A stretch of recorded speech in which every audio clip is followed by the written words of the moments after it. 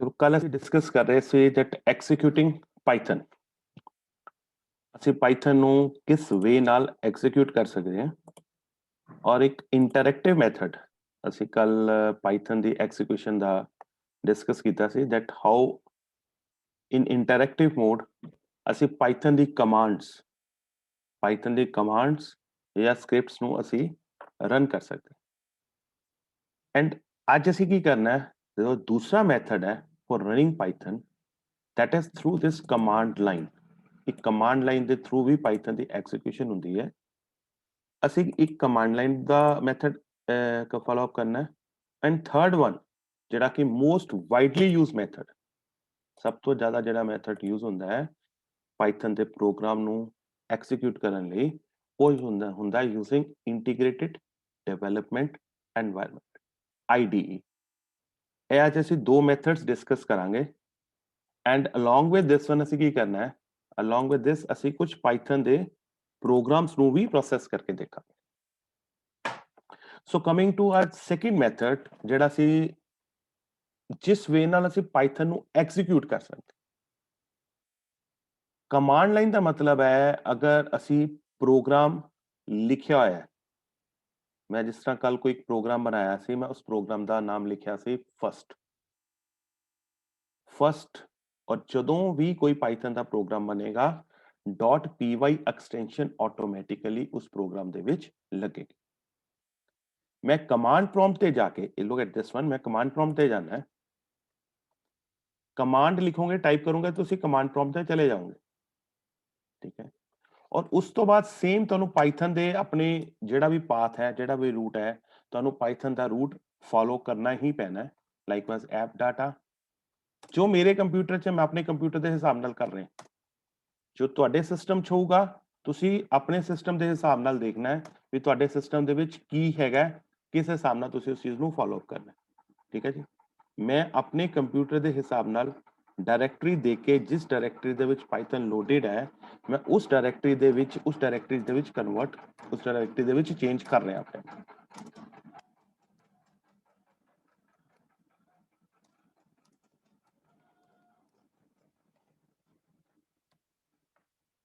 ਹੁਣ ਤੁਸੀਂ ਸਕਰੀਨ ਤੇ ਦੇਖੋਗੇ ਮੈਂ ਤੁਹਾਨੂੰ ਇਹ ਸਕਰੀਨ ਸਾਹਮਣੇ ਲੈ ਕੇ ਨਹੀਂ ਆਇਆ ਮੈਂ I'm just going to bring this screen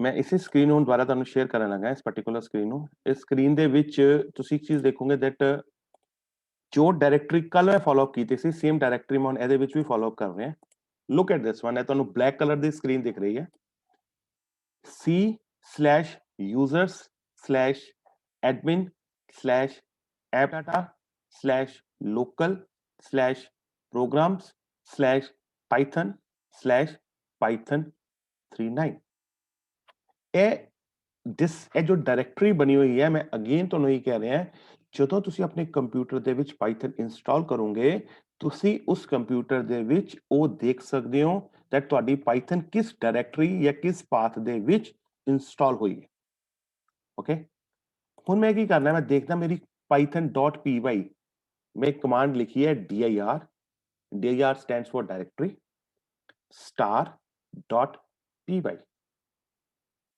directory अगर मैं कल ही dir कमांड लिखा लुक एट दिस वन अगर मैं कल ही dir कमांड लिखा ਤਾਂ ਮੈਨੂੰ ਜਿੰਨੀਆਂ ਵੀ ਫਾਈਲਾਂ ਇਸ ਦੇ ਵਿੱਚ ਹੈਗੀਆਂ ਪੂਰੀ ਲਿਸਟਿੰਗ ਆ ਜਾਏਗੀ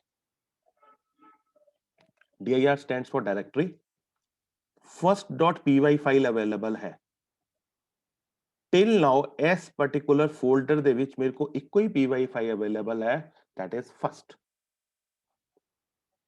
ਹੁਣ ਮੈਂ ਅਸੀਂ ਕੀ ਕਰ ਰਹੇ ਹਾਂ right now what we are doing ਅਸੀਂ ਕਰ ਰਹੇ ਹਾਂ we are going to execute the Python files ਜਾਂ Python programs from command line ਤੋਂ ਅਸੀਂ ਉਸ Python ਦੇ ਪ੍ਰੋਗਰਾਮ ਨੂੰ ਚਲਾਣਾ ਹੈ ਐਗਜ਼ੀਕਿਊਟ ਕਰਨਾ ਹੈ ਮੈਂ ਸਿਰਫ ਫਸਟ ਦਾ ਨਾਮ ਲਿਖਾਂਗਾ first.py ਇਹਦੀ ਆਉਟਪੁੱਟ ਆਪਣੇ ਆਪ ਜਨਰੇਟ ਹੋ ਜਾਏਗੀ and look at this one ਇਹਦੀ ਆਉਟਪੁੱਟ 33 ਹੈ ਇਹਦੀ ਆਉਟਪੁੱਟ ਜਨਰੇਟ ਹੋ ਗਈ ਐਗਜ਼ੀਕਿਊਟਿੰਗ Python programs ਜਿਹੜਾ ਮੈਂ ਪਿਛਲਾ ਮੈਥਡ ਕੀਤਾ ਸੀ ਇੰਟਰੈਕਟਿਵ ਮੈਥਡ ਕੀਤਾ ਸੀ ਇੰਟਰੈਕਟਿਵ ਮੈਥਡ ਦੇ ਵਿੱਚ ਸਾਨੂੰ ਨਾਲ ਕਮਾਂਡਸ ਟਾਈਪ ਕਰਨੀਆਂ ਪੈਂਦੀਆਂ ਸੀ ਕਮਾਂਡ ਲਾਈਨ ਦੇ ਵਿੱਚ ਆਲਰੇਡੀ ਪ੍ਰੋਗਰਾਮ ਟਾਈਪਡ ਹੈ, ਆਲਰੇਡੀ ਪ੍ਰੋਗਰਾਮ ਬਣਿਆ ਹੋਇਆ ਹੈ। ਉਸ ਬਣੇ ਹੋਏ ਪ੍ਰੋਗਰਾਮ ਨੂੰ ਸਿਰਫ ਉਸ ਪ੍ਰੋਗਰਾਮ ਦਾ ਨਾਮ ਲਿਖ ਕੇ ਅਸੀਂ ਐਗਜ਼ੀਕਿਊਟ ਕਰਨਾ ਹੈ ਔਰ ਉਸ ਪ੍ਰੋਗਰਾਮ ਦੀ ਐਗਜ਼ੀਕਿਊਸ਼ਨ ਹੋਏਗੀ। This is second method of ਜਿਹੜਾ ਅਸੀਂ ਕਹਿੰਦੇ ਆ ਅਸੀਂ ਕੀ ਨਾਮ ਪਾਈਥਨ ਨੂੰ ਐਗਜ਼ੀਕਿਊਟ ਕਰਨ ਦਾ ਸੈਕੰਡ ਮੈਥਡ। ਫਰਸਟ ਮੈਥਡ ਅਸੀਂ ਕਮਾਂਡ ਲਾਈਨ ਕੀਤਾ ਸੀ and second method first method ਅਸੀਂ ਇੰਟਰੈਕਟਿਵ ਕੀਤਾ ਸੀ, ਸੈਕੰਡ ਮੈਥਡ ਅਸੀਂ ਕੀਤਾ ਹੈ ਕਮਾਂਡ ਲਾਈਨ ਦਾ method. Look at this one, ਹੁਣ ਸਲਾਈਡ ਤੁਹਾਡੀ ਸਕਰੀਨ ਤੇ ਸਾਹਮਣੇ ਆ ਰਹੀ ਹੈ। To run a Python script .py file is needed in the command line। ਅਗਰ ਤੁਸੀਂ ਲਿਖੋ python first.py ਜਾਂ ਕੱਲਾ first.py ਲਿਖ ਦੋ, ਤੁਹਾਡੀ ਆਊਟਪੁੱਟ ਜਨਰੇਟ ਹੋ ਜਾਏਗੀ। ਮੈਂ ਹੁਣੇ ਤੁਹਾਡੀ ਸਕਰੀਨ ਤੇ ਕੀ ਲਿਖਿਆ ਸੀ first.py ਔਰ ਮੈਂ ਲਿਖਿਆ ਆਊਟਪੁੱਟ 33 ਜਨਰੇਟ ਹੋ ਗਈ। ਜਿਹੜਾ first.py ਹੈ ਮੈਂ ਇੱਕ ਪਹਿਲਾ ਪ੍ਰੋਗਰਾਮ ਬਣਾਇਆ ਸੀ ਪਾਈਥਨ ਦੇ ਵਿੱਚ ਫॉर ਐਡੀਸ਼ਨ ਆਫ 2 ਨੰਬਰਸ। ਉਹ 2 ਨੰਬਰਸ ਦੀ ਐਡੀਸ਼ਨ ਦਾ ਪ੍ਰੋਗਰਾਮ ਸੀ, ਉਸ ਪ੍ਰੋਗਰਾਮ ਦੀ ਆਊਟਪੁੱਟ 33 ਸੀ। ਜਦੋਂ ਮੈਂ first.py ਕਮਾਂਡ ਪ੍ਰੌਂਪਟ ਤੇ ਟਾਈਪ ਕੀਤਾ ਮੈਨੂੰ ਉਸ ਦੀ ਆਊਟਪੁੱਟ ਜਨਰੇਟ ਹੋ ਗਈ। The above command will run first.py file and will generate the requisite necessary output। ਹੁਣ ਆ ਦੇਖੋ ਸਕਰੀਨ ਤੇ ਉਹੀ ਪੂਰਾ ਜਿਹੜਾ ਮੈਂ ਪ੍ਰੈਕਟੀਕਲ ਕਰਕੇ ਦਿਖਾਇਆ ਸੀ, ਸੇਮ ਮੈਂ ਉਹੀ ਚੀਜ਼ ਲਿਖੀ ਹੈ first.py और आउटपुट 33 जनरेट हो गई। Executing Python program. First was your interactive method, second is your command line, and third and the most important method ਜਿਹੜਾ ਕਿ ਅਸੀਂ normally use ਕਰਾਂਗੇ ਔਰ ਜਿਹਨੂੰ ਹੀ use ਕਰਾਂਗੇ that is using an interactive development environment using an IDE। Python program can be written and run using idle। idle Python the editor ਹੈ। idle stands for integrated development and learning environment ਔਰ Python ਦੇ ਵਿੱਚ ਜਿਹੜਾ editor ਅਸੀਂ use ਕਰਾਂਗੇ that is this idle। next thing ਅਸੀਂ idle ਨੂੰ ਚਲਾ ਕਿੱਦਾਂ ਸਕਦੇ? how we can run an idle ਨੂੰ ਚਲਾਵਾਂਗੇ ਕਿੱਦਾਂ? ਫਸਟ ਆ ਦੇਖੋ ਡਾਇਗਰਾਮ ਦੇ ਵਿੱਚ ਕਲਿਕ ਐਟ ਸਟਾਰਟ, ਔਰ ਅਗਰ ਡਾਇਗਰਾਮ ਦੇ ਵਿੱਚ ਵਿਜ਼ੀਬਲ ਹੋ ਰਿਹਾ ਹੈ ਕਲਿਕ ਐਟ ਪਾਈਥਨ 3.9 ਔਰ 3.9 ਦੇ ਵਿੱਚ ਲਿਖਿਆ ਆਇਆ ਆਈਡਲ ਪਾਈਥਨ 3.9 64 ਬਿਟ, ਇੱਥੇ ਕਲਿਕ ਕਰਨਾ। ਮੈਂ ਸਟੈਪਸ ਇਹੀ ਲਿਖੇ ਹੈ, click start Python IDLE to start Idol.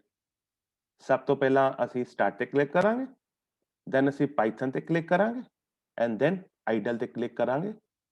ਜਦੋਂ ਆਈਡਲ ਤੇ ਕਲਿਕ ਕਰਾਂਗੇ ਤਾਂ ਆਈਡਲ ਦੀ ਸਕਰੀਨ ਇਸ ਵੇ ਦੇ ਨਾਲ ਬਣ ਕੇ ਆਏਗੀ। ਇਸ ਨੂੰ ਅਸੀਂ ਕਹਿੰਦੇ ਆ ਪਾਈਥਨ ਸ਼ੈਲ ਵਿੰਡੋ। ਮੈਂ ਤੁਹਾਨੂੰ ਸ਼ੈਲ ਬਾਰ-ਬਾਰ ਟਰਮ ਯੂਜ਼ ਕਰ ਰਿਹਾ। This is Python shell window. ਆ ਦੇਖੋ ਲਿਖਿਆ ਹੈ ਉੱਪਰ ਟੌਪ ਤੇ ਪਾਈਥਨ ਸ਼ੈਲ ਵਿੰਡੋ ਔਰ ਇਹ ਪਾਈਥਨ ਦਾ ਤੁਹਾਡਾ ਪ੍ਰੌਂਪਟ ਬਣ ਗਿਆ। ਦਿਸ ਇਜ਼ ਪਾਈਥਨ ਪ੍ਰੌਂਪਟ ਜਿੱਥੇ ਅਸੀਂ ਕਮਾਂਡਸ ਲਿਖਦੇ ਹਾਂ, ਕਮਾਂਡਸ ਟਾਈਪ ਕਰਦੇ ਹਾਂ। ਸਾਰੀ ਦੀ ਸਾਰੀ ਲਗਭਗ ਪ੍ਰੋਗਰਾਮਿੰਗ ਅਸੀਂ ਇੱਥੇ ਹੀ ਕਰਨੀ। ਇਹ ਮੈਂ ਕੀ ਸਮਝਾ ਰਿਹਾ ਤੁਹਾਨੂੰ, ਵਟ ਆਈ ਐਮ ਐਕਸਪਲੇਨਿੰਗ ਯੂ। ਜਿੱਦਾਂ ਤੁਸੀਂ ਸੀ ਦੀ ਪ੍ਰੋਗਰਾਮਿੰਗ ਟਰਬੋ ਸੀ ਓਪਨ ਅਪ ਕਰਦੇ ਸੀਗੇ ਜਾਂ ਜਾਵਾ ਦੀ ਪ੍ਰੋਗਰਾਮਿੰਗ ਦੇ ਵਿੱਚ ਜਿਹੜਾ ਵੀ ਜਾਵਾ ਦਾ ਐਡੀਟਰ ਕਰਦੇ ਸੀਗੇ, ਮੈਂ ਹਜੇ ਸਿਰਫ ਤੁਹਾਨੂੰ ਪਾਈਥਨ ਦਾ ਐਡੀਟਰ ਓਪਨ ਕਰਨਾ ਸਿਖਾ ਰਿਹਾ। ਸਟਾਰਟ ਪਾਈਥਨ ਆਈਡਲ ਤੇ ਕਲਿਕ ਕਰੋ, ਪਾਈਥਨ ਦਾ ਸ਼ੈਲ ਤੁਹਾਡੇ ਸਾਹਮਣੇ ਆ ਜਾਏਗਾ ਐਂਡ ਦੇਅਰ ਆਫਟਰ ਇਹਦੇ ਵਿੱਚ ਤੁਸੀਂ ਆਪਣਾ ਪ੍ਰੋਗਰਾਮ ਲਿਖਣਾ ਸਟਾਰਟ ਕਰ ਸਕਦੇ। ਇਹ ਪਾਈਥਨ ਦਾ ਤੁਹਾਡਾ ਪ੍ਰੌਂਪਟ ਆ ਗਿਆ। ਦਿਸ ਇਜ਼ ਦਾ ਪਾਈਥਨ ਪ੍ਰੌਂਪਟ। ਨਾਓ ਹੁਣ ਮੇਰੇ ਕੋਲ ਇੱਕ ਪ੍ਰੋਗਰਾਮ ਬਣ ਗਿਆ ਹੈ। ਨਾਓ ਮੈਂ ਪ੍ਰੋਗਰਾਮਿੰਗ ਸਟਾਰਟ ਕਰਨ ਲੱਗਾ ਐਂਡ ਇਹ ਪ੍ਰੋਗਰਾਮਿੰਗ ਈਜ਼ੀ ਵੀ ਬਹੁਤ ਹੈ ਔਰ ਇੰਟਰਸਟਿੰਗ ਵੀ ਬਹੁਤ। ਔਰ ਕਰਨੀ ਕਿੱਦਾਂ ਹੈ ਉਹ ਵੀ ਮੈਂ ਪ੍ਰੋਸੀਜਰ ਤੁਹਾਨੂੰ ਸਾਹਮਣੇ ਐਕਸਪਲੇਨ ਕਰ ਦਿੰਦਾ। ਪਾਈਥਨ ਸ਼ੈਲ ਦੇ ਵਿੱਚ ਜਾ ਕੇ ਨਿਊ, ਉਸ ਤੋਂ ਬਾਅਦ ਫਾਈਲ ਤੇ ਕਲਿਕ ਕਰਨਾ। ਪਹਿਲਾਂ ਨਿਊ ਤੇ ਕਲਿਕ ਕਰਨਾ, ਫਿਰ ਫਾਈਲ ਤੇ ਕਲਿਕ ਕਰਨਾ। ਪਾਈਥਨ ਦੀ ਇੱਕ ਨਵੀਂ ਐਡੀਟਰ ਵਿੰਡੋ ਖੁੱਲ ਜਾਏਗੀ ਔਰ ਇਸ ਪ੍ਰੋਗਰਾਮ ਨੂੰ ਟਾਈਪ ਕਰਨਾ ਹੈ। ਮੈਂ ਇਸ ਪ੍ਰੋਗਰਾਮ ਨੂੰ ਟਾਈਪ ਵੀ ਕਰਕੇ ਤੁਹਾਨੂੰ ਦਿਖਾ ਦੇਣਾ ਦੈਟ ਇਹ ਪ੍ਰੋਗਰਾਮ ਕਿਸ ਵੇ ਨਾਲ ਉੱਥੇ ਟਾਈਪ ਹੋਏਗਾ। ਠੀਕ ਹੈ, ਲੁੱਕ ਐਟ ਦਿਸ ਵਨ। ਮੈਂ ਹੁਣ ਇਹੀ ਪ੍ਰੈਕਟੀਕਲ ਐਗਜ਼ਾਮਪਲ ਜਿਹੜੀ ਹੈਗੀ ਨਾ, ਮੈਂ ਇਹੀ ਪ੍ਰੈਕਟੀਕਲ ਐਗਜ਼ਾਮਪਲ ਤੁਹਾਨੂੰ ਉੱਥੇ ਲੈ ਕੇ ਜਾ ਰਿਹਾ। I am going to bring this practical example. Python ਦੇ ਵਿੱਚ ਇੱਕ ਸਭ ਤੋਂ ਪੋਜ਼ਿਟਿਵ ਪੁਆਇੰਟ ਪਤਾ ਕੀ ਹੈ? ਪਾਈਥਨ ਦੇ ਵਿੱਚ ਨਾ ਪ੍ਰੋਗਰਾਮ ਬੜਾ ਈਜ਼ੀਲੀ ਕਾਪੀ ਹੋ ਜਾਂਦਾ ਹੈ। ਕਾਪੀ ਪੇਸਟ ਜਿਹੜਾ C++ ਜਾਂ C ਦੇ ਵਿੱਚ ਅਵੇਲੇਬਲ ਨਹੀਂ ਸੀ, ਪਾਈਥਨ ਦੇ ਵਿੱਚ ਆਰਾਮ ਨਾਲ ਅਸੀਂ ਕਾਪੀ ਪੇਸਟ ਕਰ ਸਕਦੇ।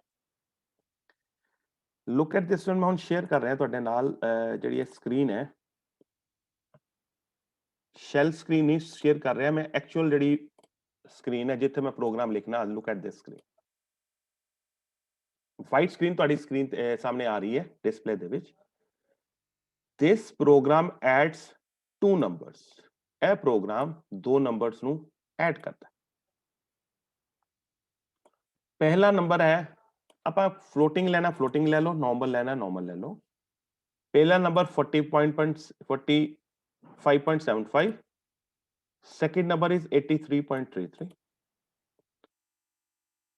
ਇਹ ਕਮੈਂਟ ਹੈ। Comments are not executed in the program। अगर मैं उड़ा भी दवा कुछ सिग्निफिकेंस नहीं है, ये भी कमेंट है। उड़ा भी दवा कुछ सिग्निफिकेंस नहीं है, ये सिर्फ साडे प्रोग्राम ਨੂੰ एक्सप्लेन ਕਰਨ ਲਈ यूज ਕੀਤੇ ਜਾਂਦੇ।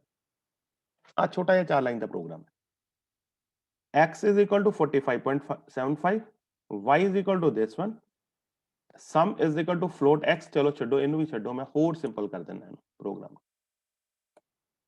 ਲੈਟਸ ਸਪੋਜ਼ ਫਲੋਟ ਦਾ ਚੱਕਰ ਵੀ ਨਾ ਪਾਈਏ, ਕਈ ਵਾਰੀ ਫਲੋਟ ਦਾ ਚੱਕਰ ਵੀ ਸਾਨੂੰ ਤੰਗ ਕਰਦਾ ਹੈ। Hello as simple as possible ਇਹ ਪ੍ਰੋਗਰਾਮ ਪਾਈਥਨ ਦਾ लिखना स्मॉल केस टी है। x is equal to 45, y is equal to 83, sum is equal to x plus y। यही प्रोग्राम है C च लिखदा। सब तो पहला मैनू हेडर फाइल लिखानी पैनी सी, फिर मैनू x और y नू डाटा टाइप डिक्लेयर करना पैना सी, भी इंटीजर है, फ्लोटिंग पॉइंट है, करैक्टर है, स्ट्रिंग है। whereas पाइथन च मैं हजे कुछ नहीं कर, बट मैं ये भी नहीं कह रहा पाइथन च डाटा टाइप नहीं होंदे, पाइथन च डाटा टाइप होंदे, पाइथन च डाटा टाइप अवेलेबल है।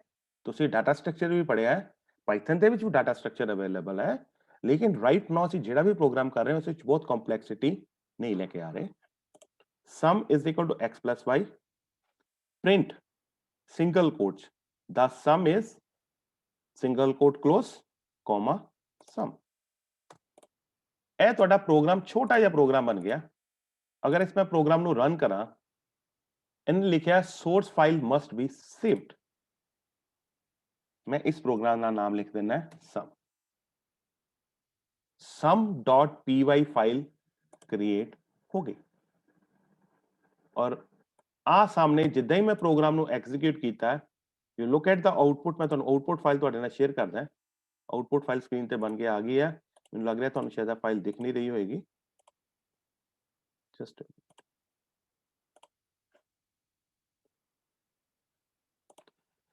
ਜਿਹੜੀ ਆਊਟਪੁੱਟ ਬਣ ਕੇ ਆਈ ਹੈ ਤੁਹਾਡੀ ਸ਼ੈਲ ਫਾਈਲ ਚ ਬਣ ਕੇ ਆਈ ਹੋਏਗੀ। ਮੈਂ ਹੁਣ ਤੁਹਾਡਾ ਸ਼ੈਲ ਫਾਈਲ ਸ਼ੇਅਰ ਕਰਦਾ। Look at this one, the sum is 128। और अगर मैं ਹੁਣ ਤੁਹਾਡਾ ਪ੍ਰੋਗਰਾਮ ਫਾਈਲ ਸ਼ੇਅਰ ਕਰਾਂ, ਪ੍ਰੋਗਰਾਮ ਫਾਈਲ 'ਚ ਧਿਆਨ ਨਾਲ ਦੇਖੋ, ਪ੍ਰੋਗਰਾਮ ਫਾਈਲ ਦੇ ਵਿੱਚ ਕੀ ਚੀਜ਼ ਅਵੇਲੇਬਲ ਹੈ। Look at this program file, this is your shell file, this is sum.py file।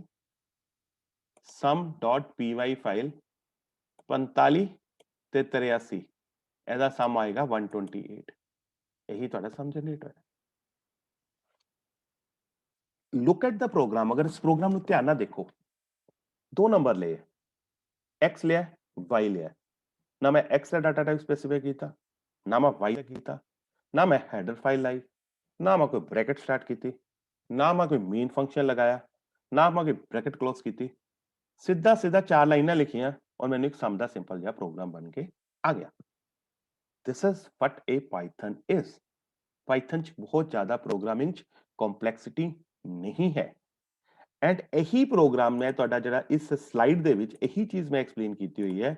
If you look at this particular slide, ਇਹੀ ਪ੍ਰੋਗਰਾਮ ਪੂਰਾ ਦਾ ਪੂਰਾ ਮੈਂ ਸਲਾਈਡ 'ਚ ਐਕਸਪਲੇਨ ਕੀਤਾ ਹੈ। ਠੀਕ ਹੈ, ਇਸ ਸਲਾਈਡ ਦੇ ਵਿੱਚ ਇਹ ਚੀਜ਼ ਹੈ ਦੈਟ ਇਹ ਪ੍ਰੋਗਰਾਮ ਦੀ ਵੈਲਿਊਜ਼ 45 ਲੈ ਲਈ, 83 ਲੈ ਲਈ, ਸਮ ਆ ਗਿਆ, ਪ੍ਰਿੰਟ ਆ ਗਿਆ ਔਰ ਉਸ ਤੋਂ ਬਾਅਦ ਮੈਂ ਪ੍ਰੋਗਰਾਮ ਨੂੰ ਸੇਵ ਕੀਤਾ, ਰਨ ਕੀਤਾ। सेव करके रन किया तो प्रोग्राम के सामने आउटपुट जनरेट होगी। हुण एक बार दूसरा प्रोग्राम दिखाने हैं। एक प्रोग्राम तो असं कर लिया, program to find the sum of two numbers. Second program जो साडे को आ रहा है, this program is use for interchanging the values of two numbers. एक वेरिएबल x है, एक वेरिएबल y है। x की जी वैल्यू है, दिस इज x, मेरा जो लेफ्ट हैंड है वो x है, x की वैल्यू y च जाए और y की वैल्यू x में चले जाए। मैं इस प्रोग्राम का लॉजिक भी तुहानू एक्सप्लेन कर देना। प्रोग्राम दे विच दो वेरिएबल्स है, एक वेरिएबल x है, दूसरा वेरिएबल y है। साडी रिक्वायरमेंट है जी x की वैल्यू y चल जाए, y की वैल्यू x चल जाए। एक तो सिंपल तरीका है, मैं इदा करदा x की वैल्यू y नू पा देना, y नू असाइन कर देना। अगर x की वैल्यू मैं y नू असाइन करती तो y की जी पुरानी वैल्यू तो ओवरराइट हो जाएगी। अगर मैं x की वैल्यू y च ट्रांसफर कर देना है तो y की जी पुरानी वैल्यू वो तो उड़ गई, खत्म हो गई, ओवरराइट होगी। सो ये साडा प्रोसीजर करेक्ट नहीं है। सो करेक्ट प्रोसीजर की है, आ देखो स्टेटमेंट्स दे विच मैं एक थर्ड वेरिएबल ले लिया z। I am taking a third variable z और x की वैल्यू मैं z दे विच ट्रांसफर कर। x की वैल्यू 120 सी, वो मैं जाके z च ट्रांसफर करती। हुण z दे विच 120 वैल्यू स्टोर होगी, x की वैल्यू स्टोर होगी। Next statement y is equal to x। This statement y is equal to x, एदा मतलब तुहाडे x नू y दी वैल्यू मिल गई। x की पुरानी वैल्यू सी 120, वो ओवरराइट होगी, ओदी जगह x दे विच 79 वैल्यू आ गई। 50% तुहाडा काम हो गया। तीसरा स्टेप यह है, साडी जिहड़ी x की वैल्यू y च भी चली जानी चाहिए, जबकि मैं x की वैल्यू फर्स्ट स्टेटमेंट दे विच z विच स्टोर कीती सी। So z becomes equal to y। मैं इस चीज को थोड़ा होर डेमोस्ट्रेट करके तुहानू दिखा देना। अगर तुहानू इस चीज कोई भी कंफ्यूजन आ रही है, मैं तुहानू होर वे नाल एक्सप्लेन कर देना। Look at this one, look z is equal to x, एदा मतलब z is equal to 120। x की वैल्यू की सी, साडी आउटपुट की सानू चाहिदी है, आउटपुट सानू चाहिदी है x की वैल्यू 79 होवे, y की वैल्यू 120 हो। मैं एक तीसरा वेरिएबल ले लिया z, जिस कोई वैल्यू नहीं है। मैं x की वैल्यू नु स्टोर करके z विच लाया। नेक्स्ट स्टेटमेंट मेरी कहती भी x is equal to y, x is becomes equal to y की वैल्यू 79 है, ਜਿਹੜੀ x ਦੇ ਵਿੱਚ 120 वैल्यू सी ਉਹ ਸਾਫ਼ ਹੋ ਗਈ, ਉਹਦੀ ਜਗ੍ਹਾ 79। नेक्स्ट स्टेटमेंट मेरी कह रही है y is equal to z, y ਦੇ ਵਿੱਚ वैल्यू कितनी सी, y ਦੇ ਵਿੱਚ वैल्यू 79 सी, लेकिन ਹੁਣ ਉਹਦੀ जगह 120 वैल्यू मिल गई, y ਦੀ प्रीवियस वैल्यू ओवरराइट हो गई। ਹੁਣ ਜਦੋਂ तीन स्टेटमेंट प्रोसेस हो गई, उस तो बाद x की वैल्यू 79 हो गई, y की वैल्यू 120 हो गई। This is what we desire. यही चीज सानू रिक्वायर्ड सी और यही चीज हुई है using this swapping statements. Program to interchange और स्वैप, एंड मैं स्वैपिंग वर्ड भी यूज करांगा, स्वैपिंग और interchanging the value of two variables. And इस particular program what I am going to do, इस पर्टिकुलर प्रोग्राम नु मैं सेम टू सेम पाइथन दे विच लेके जाना है। और let's execute the program in the Python. मैं पाइथन दे विच इसे प्रोग्राम नु एक्सीक्यूट करांगा। और अगर मैं वही स्क्रीन तो शेयर कर लगा, लुक एट दिस वन।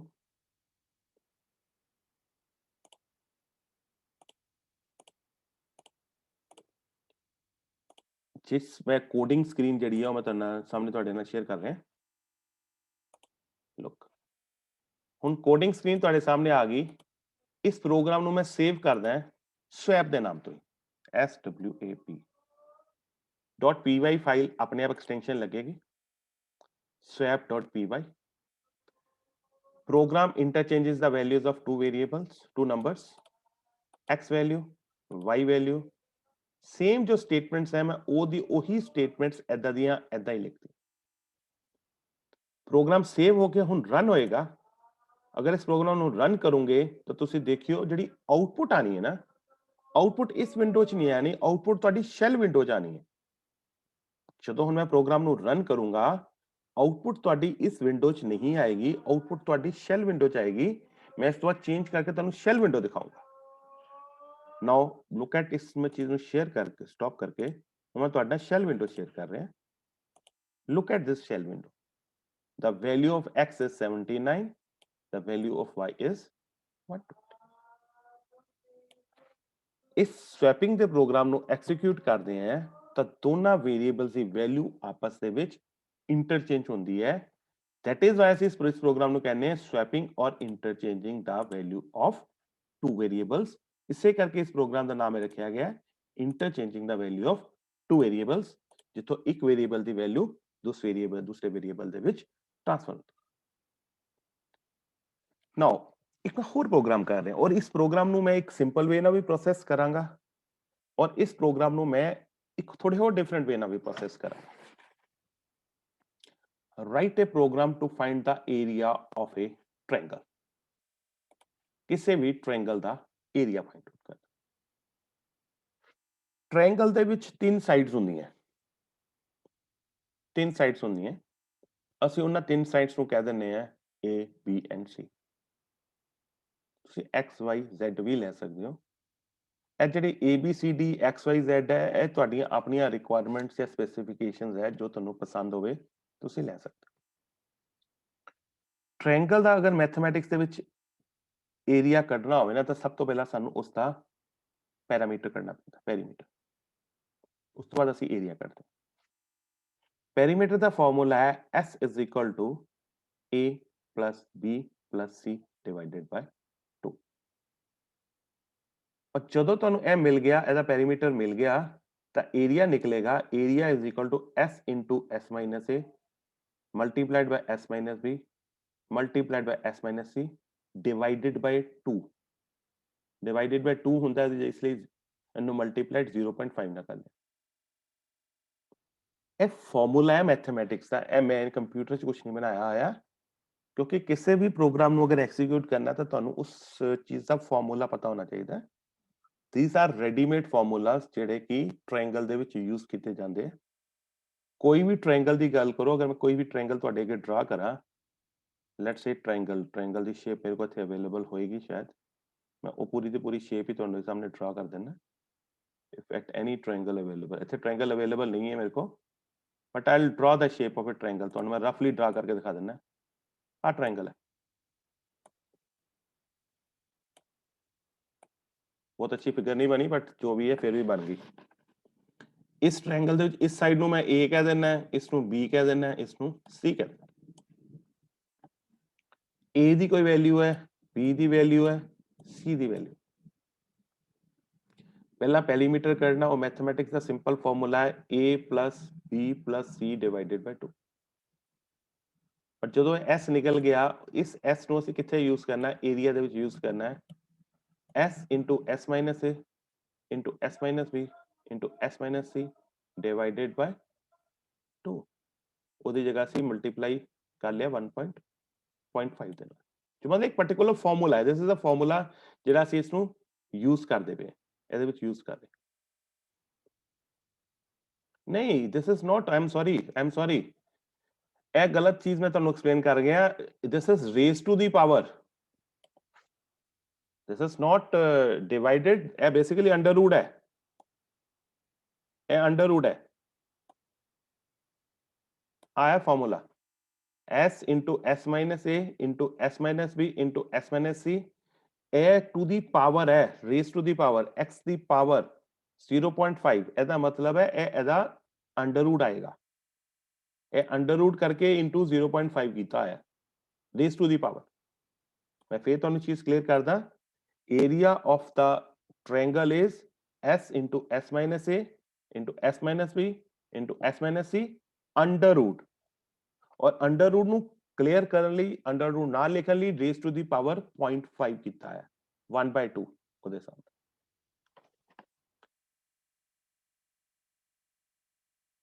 ਨਾਓ ਮੈਂ ਇਸ ਚੀਜ਼ ਨੂੰ ਇਸੇ ਪ੍ਰੋਗਰਾਮ ਨੂੰ ਜੋ ਮੈਂ ਪ੍ਰੋਗਰਾਮ ਤੁਹਾਡੇ ਸਾਹਮਣੇ ਬਣਾਇਆ ਹੈ ਨਾ ਇਸੇ ਪ੍ਰੋਗਰਾਮ ਨੂੰ ਅਸੀਂ ਐਕਸੀਕਿਊਟ ਕਰਾਂਗੇ ਪਾਈਥਨ ਦੇ ਵਿੱਚ and if you look at this program 'ਚ ਕੋਈ ਕੰਪਲੈਕਸਿਟੀ ਜ਼ਿਆਦਾ ਇਨਵੋਲਵਡ ਹੈ ਨਹੀਂ ਬੜਾ ਸਿੰਪਲ ਜਿਹਾ ਪ੍ਰੋਗਰਾਮ ਹੈ ਮੈਂ ਪ੍ਰੋਗਰਾਮ ਨੂੰ ਇੱਥੇ ਹੀ ਕਾਪੀ ਕਰਨ ਲੱਗਾ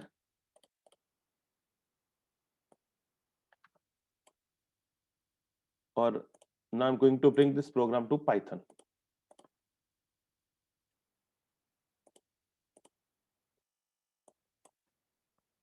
So look at मैं share कर रहा थोड़ा Python ਦੀ file ਨੂੰ look at this file ਇਹਨੂੰ ਮੈਂ save ਕਰਦਾ area 1 ਹੀ ਲਿਖ ਲੈਣਾ ਇਹੀ ਪ੍ਰੋਗਰਾਮ ਸੀ a is equal to this b is equal to this c is equal to this s the value and area the formula ਇਸ program ਨੂੰ ਰਨ ਕਰਦੇ ਹਾਂ ਜਦੋਂ ਅਸੀਂ ਇਸ ਪ੍ਰੋਗਰਾਮ ਨੂੰ ਰਨ ਕੀਤਾ ਹੈ you can see the output ਜਿਹੜੀ ਸ਼ੈਲ ਵਿੰਡੋ 'ਚ ਆਈ ਹੈ ਸ਼ੈਲ ਵਿੰਡੋ 'ਚ ਇਸ ਪ੍ਰੋਗਰਾਮ ਦੀ ਆਉਟਪੁੱਟ ਜਨਰੇਟ ਹੋ ਗਈ ਹੈ the area of the triangle is 14.6969 ਅੱਗੇ ਜਿੰਨੇ digits ਹੈ so this is the way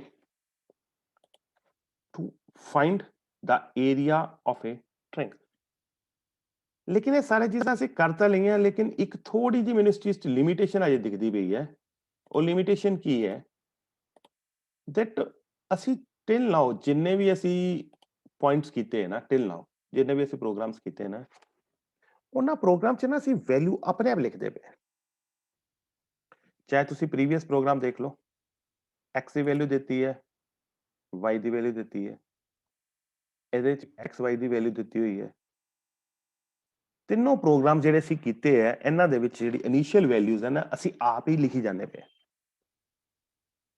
ਅਗਰ ਮੰਨ ਲਓ ਤੁਹਾਨੂੰ ਮੈਂ ਕੋਈ ਕੈਲਕੂਲੇਟਰ ਦੇ ਦਾਂ ਉਸ ਕੈਲਕੂਲੇਟਰ ਦੇ ਵਿੱਚ ਜਦੋਂ ਵੀ ਤੁਸੀਂ ਔਨ ਕਰੋ ਉਹ 5+2 ਹੀ ਲਿਖੀ ਜਾਵੇ ਹਰ ਵਾਰੀ 5+2 = 7 ਹੋਰ ਕੋਈ ਕੰਮ ਕਰੇ ਹੀ ਨਾ ਤਾਂ ਤੇ ਗੇਮ ਹੋ ਗਈ ਜਾਂ ਜਦੋਂ ਤੁਸੀਂ ਛੋਟੇ ਹੁੰਦੇ ਸੀ ਤੁਹਾਨੂੰ ਛੋਟੇ ਛੋਟੇ ਮੋਬਾਈਲਸ ਮਿਲਦੇ ਸੀ ਉਹ 'ਚ ਇੱਕ ਜਾਂ ਦੋ ਗਾਣੇ ਚੱਲਦੇ ਹੁੰਦੇ ਸੀ ਬਾਰ-ਬਾਰ ਉਹੀ ਗਾਣੇ ਚੱਲਦੇ ਹੁੰਦੇ ਸੀਗੇ ਉਹ ਤਾਂ ਸਪੈਸੀਫਿਕ ਪਰਪਸ ਲਈ ਉਹ ਚੀਜ਼ਾਂ ਯੂਜ਼ ਹੋਏਗਾ ਪ੍ਰੈਕਟੀਕਲ ਪਰਪਸ ਲਈ ਉਹਨਾਂ ਚੀਜ਼ਾਂ ਦਾ ਯੂਜ਼ ਨਹੀਂ ਹੁੰਦਾ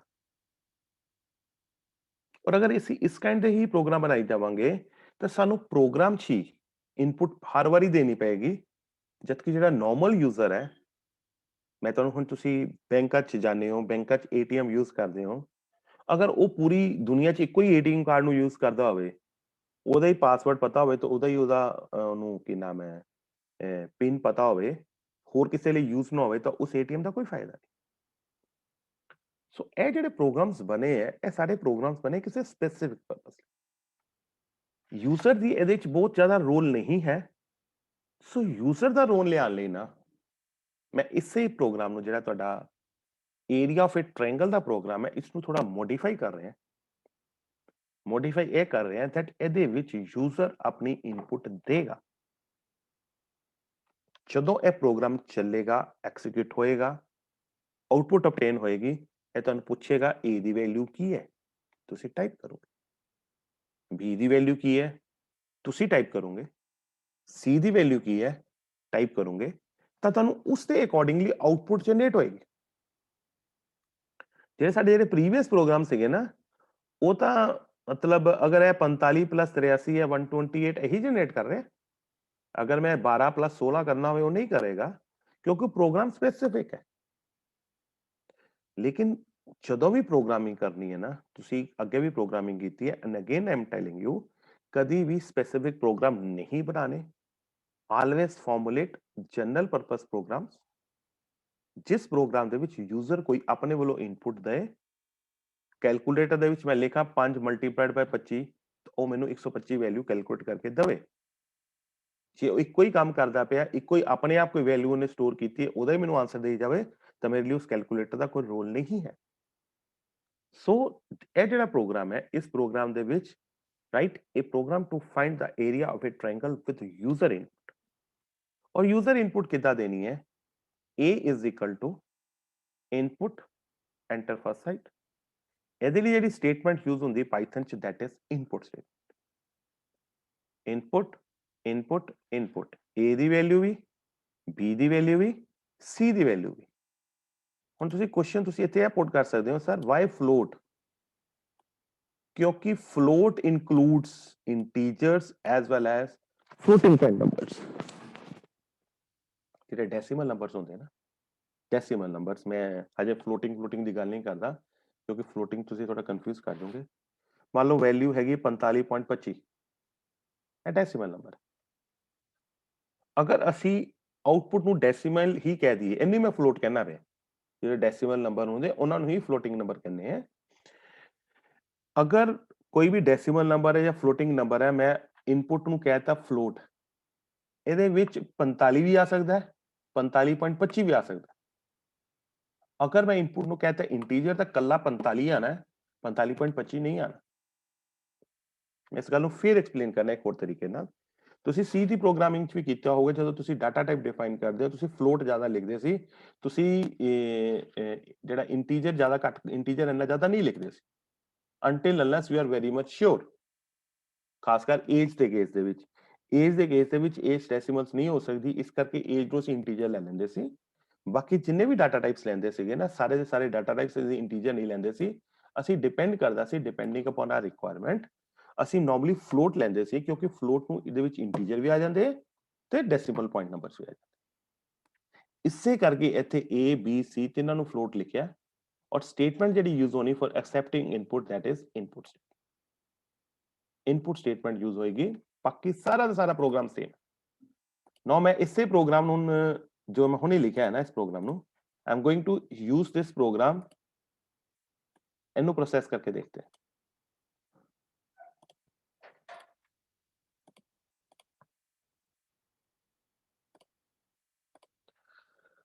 लुक एट दिस वन, मैं शेयर कर रहा ਤੁਹਾਡੇ ਨਾਲ ਇਸ ਸਕਰੀਨ ਨੂੰ। ਇਸ ਕੇਸ ਦੇ ਵਿੱਚ Python program to find the area of a triangle using user inputs A B C, ਇਹਦੀ ਇਨਪੁਟ ਆ ਰਹੀ ਹੈ, ਇਹਨੂੰ ਮੈਂ ਸੇਵ ਕਰਦਾ ਹੈ ਏਰੀਆ 2 ਦੇ ਨਾਮ ਤੋਂ। ਪ੍ਰੋਗਰਾਮ ਸੇਵ ਹੋ ਗਿਆ। ਨਾ ਮੈਂ ਇਸ ਪ੍ਰੋਗਰਾਮ ਨੂੰ ਅਗਰ ਰਨ ਕਰਦਾ, ਹੁਣ ਰਨ ਕਰਨ ਤੋਂ ਬਾਅਦ ਆਊਟਪੁੱਟ ਫੇਰ ਤੁਹਾਡੇ ਹਿਸਾਬ ਨਾਲ ਸ਼ੈਲ ਚ ਆ ਗਈ। ਮੈਂ ਸ਼ੈਲ ਦੀ ਸਕਰੀਨ ਤੁਹਾਡੇ ਨਾਲ ਸ਼ੇਅਰ ਕਰਨ ਲੱਗਾ। Now I am going to share the shell screen. Look at this shell screen, ਤੁਹਾਡੇ ਸਾਹਮਣੇ ਆ ਰਹੀ ਹੈ। एंटर फर्स्ट साइट, ਇਹ ਤੁਹਾਡੇ ਕੋਲ ਪੁੱਛ ਰਿਹਾ enter second side, enter third site.